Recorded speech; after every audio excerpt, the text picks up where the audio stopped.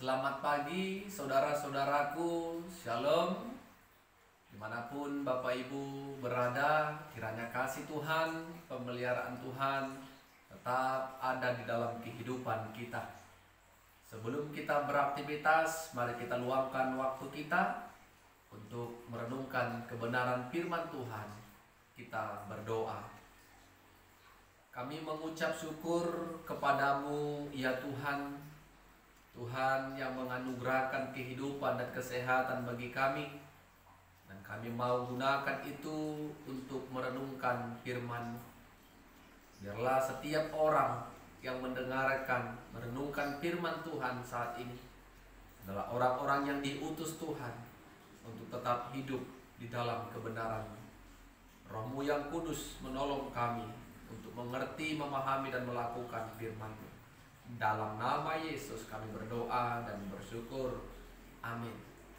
Saudara-saudara yang dikasihi Tuhan, firman Tuhan yang akan menyapa kita di pagi hari ini sebelum kita melakukan setiap aktivitas kita dari Amsal pasalnya yang ke-15 ayat pertama. Amsal pasal 15 ayat yang pertama. Kami akan bacakan kebenaran firman Tuhan bagi kita. Demikianlah firman-Nya. Jawaban yang lemah lembut meredakan kegeraman, tetapi perkataan yang pedas membangkitkan marah. Amin. Saudara-saudara, Bapak Ibu yang diberkati Tuhan, sering kita menyaksikan orang-orang yang ada di sekeliling ataupun di sekitar kita bertengkar ataupun berkelahi. Kalau kita bertanya, kenapa manusia, kenapa orang mau bertengkar atau berkelahi? Satu alasan yang pasti, saudara-saudara, karena orang yang bertengkar itu menganggap dirinya adalah orang yang paling benar. Di luar dirinya tidak ada kebenaran, semua salah. Jadi saudara-saudara, itu yang membuat kedua orang yang berkelahi, karena mereka menganggap dirinya benar, dirinya yang terbaik.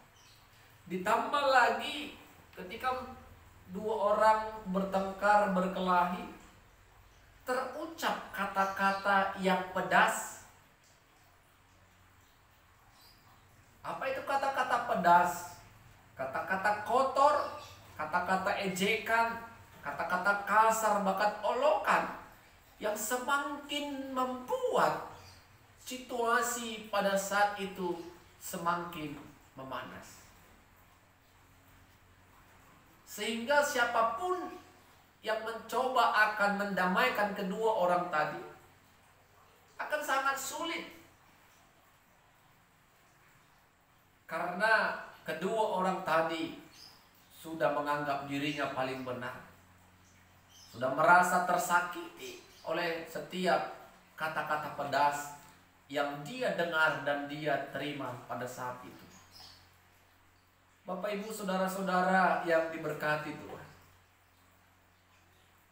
kita bisa miliki solusi agar kita tidak terjerumus dalam pertengkaran. Bagaimana caranya, saudara-saudara?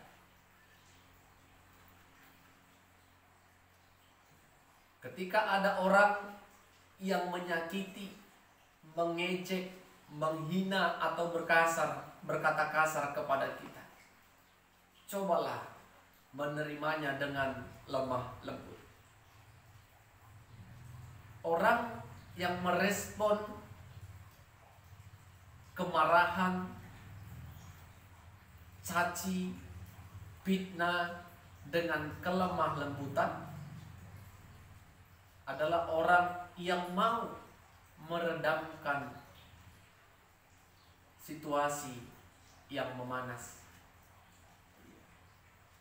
Orang yang cakap hidup dalam kelemah lembutan adalah orang yang bisa meredam kemarahan sehingga tidak terjadi pertengkaran, sehingga tidak terjadi perkelahian.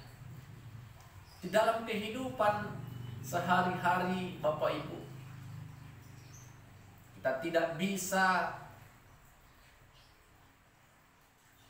katakan kalau orang-orang di sekitar kita seperti yang kita mau, seperti yang kita ingini. Tidak bisa. Terkadang ada pendapat yang berbeda, wawasan pengalaman yang berbeda, karakter manusia yang banyak perbedaan. Tetapi ketika kita lemah lembut ini artinya saudara-saudara, kita bisa menerima setiap perbuatan orang lain kepada kita, dan kita bisa menoleransi setiap perbuatan. Kita bisa mengerti dan memahami perbuatan yang jahat yang mereka sampaikan kepada kita, dan kita terima itu. Itulah orang yang lemah lembut. Tentu pekerjaan hidup kelemah lembutan ini tidaklah mudah, pasti sulit. Ada harga diri di dalam kehidupan kita, ada gengsi. Tetapi yakinlah Bapak Ibu saudara-saudara, ketika kita hidup di dalam kelemah lembutan, maka pertengkaran, perkelahian tidak akan terjadi dalam kehidupan kita. Cobalah Bapak Ibu dalam rumah tangga, ketika suami marah atau sebaliknya istri marah, suaminya diam atau istrinya diam, apakah keributan itu berkepanjangan? Tidak.